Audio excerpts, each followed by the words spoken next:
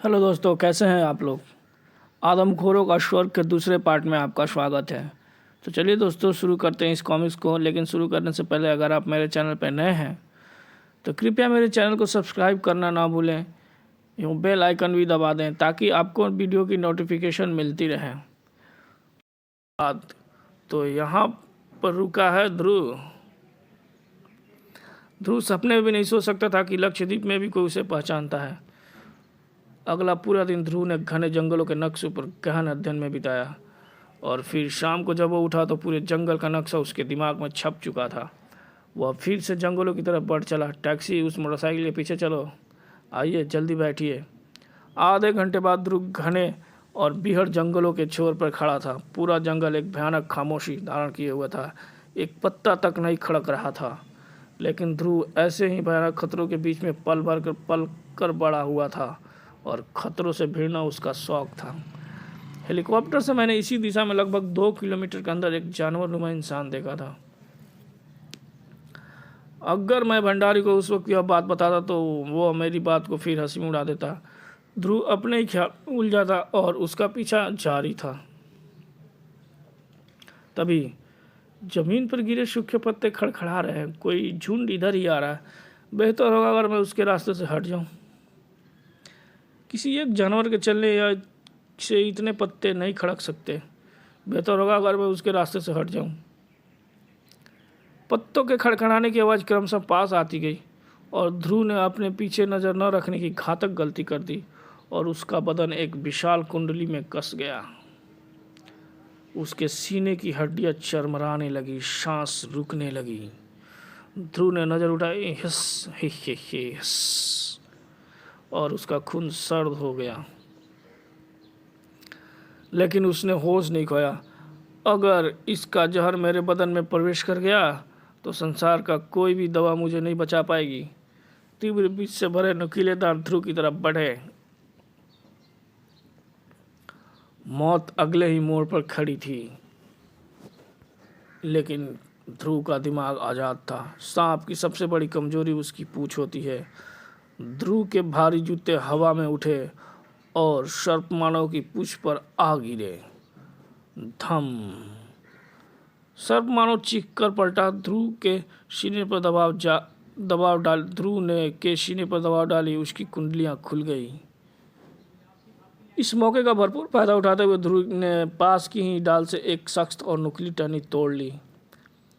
उसका हाथ बिजली की तेजी से आगे बढ़ा। टहनी सर्प मानव के तालू में बैठ गई। सर्प मानव ने तेजी से मुंह बंद करना चाहा, लेकिन नुकीली टहनी पैने तीर की तरह उसके तालू को छेदती हुई उसके मस्तिष्क में घुस गई। आह!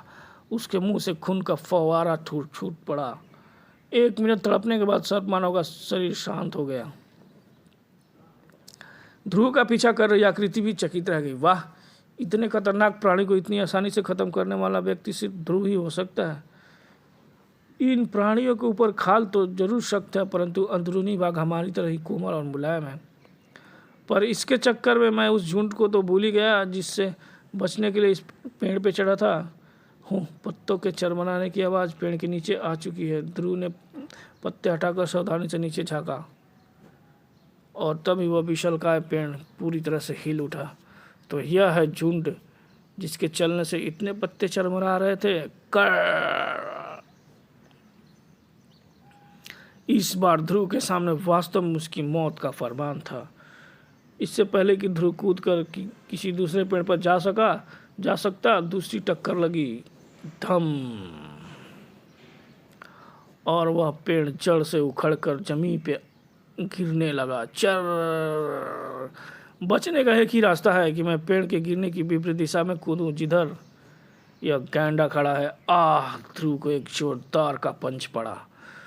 स्वामी जानते थे कि तुम अपनी मूर्खता से बाज नहीं आओगे, इसलिए उन्होंने हम सबको सतर्क कर दिया था।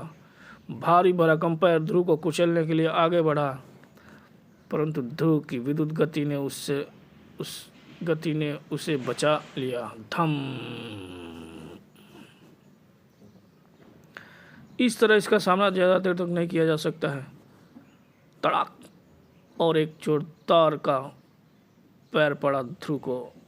इसलिए अब मुझे मुझको वही करना पड़ेगा जो मैं नहीं करना चाहता था। अगले पल ध्रुव के हाथ में एक पिस्टल चमकी और पलक झपकते ही 2 गोलियां दगी, धां धां, लेकिन वे बेअसर रहीं। हा हा हा, अरे मूर्ख, इन मामूली पिस्तौलों से तो साधारण गैंडे पर भी असर नहीं होगा। फिर मैं तो गैंडा मानव हूँ। और ध्रुव को एक जोरदार का पंच पड़ा और ध्रुव उछलकर दूर जा गिरा। लगता है ध्रुव को मेरी मदद की जरूरत है। ध्रुव का पीछा कर रही आकृति समझ गई कि मदद का वक्त आ गया है, लेकिन इससे पहले कि वह आकृति नीचे उतरती, ध्रुव तेजी से एक तरफ भागा।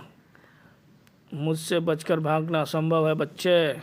और गैंडा मानव भी तेजी से ध्रुव के पीछे भागा, ठीक वैसा ही जैसा मैंने सोचा था। यह बिना सोचे समझे मेरे पीछे आ रहा है। अगर मुझको इस जंगल का नक्शा सही रूप से याद है तो इसके आगे दलदल शुरू हो जाती है। ध्रुव रुका और पलटा। रुक गया? हा हा, तो तू शांति से मरना चाहते हो? डरो मत, 1 सेकंड में सब खत्म हो जाएगा। और वह ध्रुव को पकड़ने लपका, लेकिन ध्रुव तेजी से एक तरफ हट चुका था और ध्रुव की ऐंठक उसके पैरों से टकराई और वह दलदल की तरफ गिर पड़ा। यह क्या? यह तो दलदल है।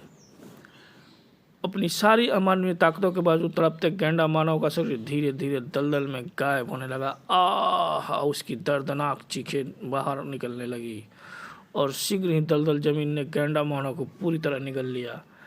ध्रुव फिर से अपनी मंजिल की तरफ बढ़ चला। वाह वाह, मेरे रिवॉल्वर की गोली गैंडे के शरीर में घुसने को बेताब थी, पर उसकी जरूरत नहीं पड़ी। ध्रुव की मंजिल अब सामने थी। इस घने जंगल में यह आधुनिक इमारत और इसके पहरे पर गश्त लगाते ये मानव पहरेदार। अगर इस जंगल में कहीं इन प्राणियों का अड्डा है तो यही होगा। और इन मानव पहरेदारों से सिद्ध होता है कि ये प्राणी वास्तव में मनुष्य ही हैं और ये किसी यंत्र के सहारे ऐसा बने हुए हैं। मैं इस तरह के 3 प्राणियों से मिल चुका हूँ। अब सवाल यह है कि वह कौन सी ऐसी वस्तु है जो इन तीनों प्राणियों के पास थी। सोच ध्रुव, सोचो। परंतु तभी एक गुर्राहट ने उसकी विचारधारा तोड़ दी। गर, हा हा हा, मिल गया, मिल गया। ध्रुव को इसकी आशा न थी। ध्रुव संभल भी न पाया था कि एक जोरदार पंच उसके चेहरे पर पड़ी। तड़ाक! ध्रुव थक गया है, वह शायद इससे न जीत सके। ध्रुव वास्तव में थोड़ी थकान महसूस कर रहा था। उसे अपनी तरफ बढ़ता खतरनाक पंजा रोकने तक की ताकत न बची थी कि तभी 1 मिनट, यह कलाई पर बंधा पट्टा। हाँ, यही है वो चीज़ जो इन तीनों के पास थी। बाएं हाथ की कलाई पर बंधा यह पट्टा। इस ख्याल ने ध्रुव में एक नई शक्ति का संचार कर दिया। वह शक्ति थी सत्य की, न्याय की, भड़ाक, आह और दृढ़ निविश्वास की। भेड़िया को मानव पे ध्रुव के वार लगातार पड़ते जा रहे थे। भेड़िया मानव में इन शक्ति को सह पाने की ताकत न थी। यह तो गया, अब देखना है कि इस पट्टे का रहस्य क्या है। ध्रुव ने पट्टा खोला और धीरे धीरे उसकी आश्चर्यचकित आंखों के सामने भेड़िया मानव सिर्फ मानव रह गया। तो मेरा ख्याल सही था। वाह, तो यह इस जानवरों का रहस्य। अब देखना यह कि यह पट्टा मुझ पर असर करता है या नहीं। ध्रुव ने पट्टे का लॉक दबाया, लेकिन कुछ नहीं हुआ। यानी इसके पट्टे के अलावा कोई और भी चीज़ है जो इनको ऐसा प्राणी बनाती है। अब सवाल अंदर घुसने का है और जवाब है कसरत लगाकर इधर आ रहा यह पहरेदार। ध्रुव का एक सदावार उस पहरेदार को बेहोश करने के लिए काफ़ी था। और 2 मिनट बाद जब वह ध्रुव इमारत की ओर बढ़ा तो उसको पहचानना नामुमकिन था। ओफ, यह भेड़िया इधर ही आ रहा है। मिला कहीं नहीं। और ध्रुव बेधड़क अंदर घुसता चला गया।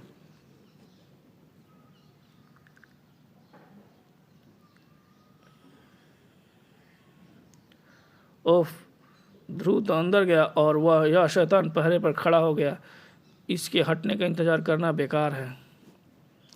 वह गश्त लगाता पहरेदार जैसे ही मोड़ पर मुड़ेगा मेरी रिवॉल्वर निशाना ले लेगी।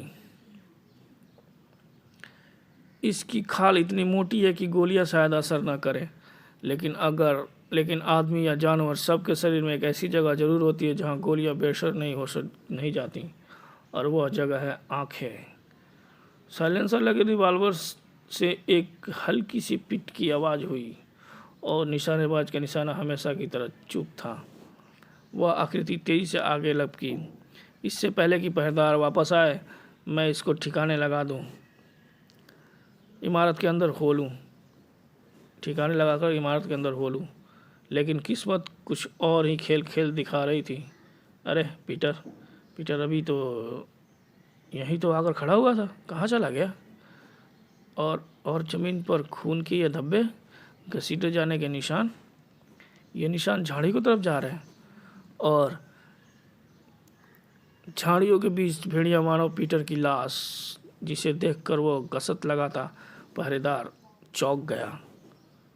अंदर, यहाँ तो अत्याधुनिक अस्त्र का भारी स्टॉक है। इतने हथियार तो एक सेना के लिए भी ज़्यादा हैं। इन प्राणियों का इरादा क्या है? दूसरी तरफ, आँख में गोली, सर्प मानो नूरा और गेंडा मानो राशुका भी वापस नहीं आए हैं। इन सब का सिर्फ एक मतलब है कि ध्रुव यहाँ आ चुका है।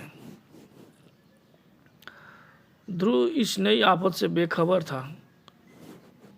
शीत कक्ष में रखी ये बोतलें और जारों की लाइन और ये लेबल, गिद्ध जींस, गैंडा का जींस, चीता जींस, भेड़िए जींस, सर्प जींस, हर हिंसक जीव के नाम की एक शीशी या जार है। सिर्फ सिंह के नाम का जार नहीं है, क्योंकि इस दुनिया में सिर्फ एक ही नरसिंह है और एक ही रहेगा, तुम।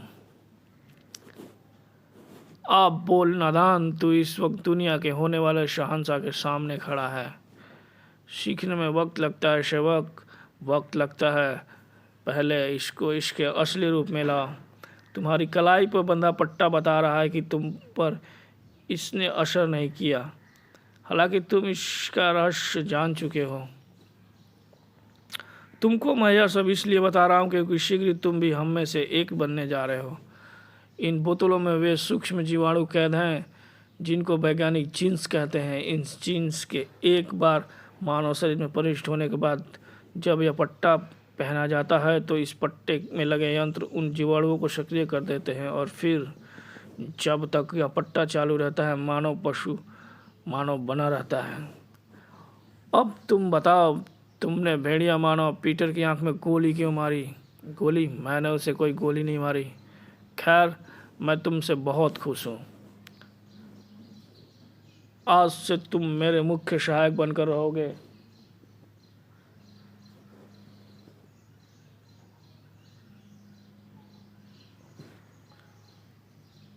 जखीरा, इसको बाघ के जींस पिलाओ। हा हा हा।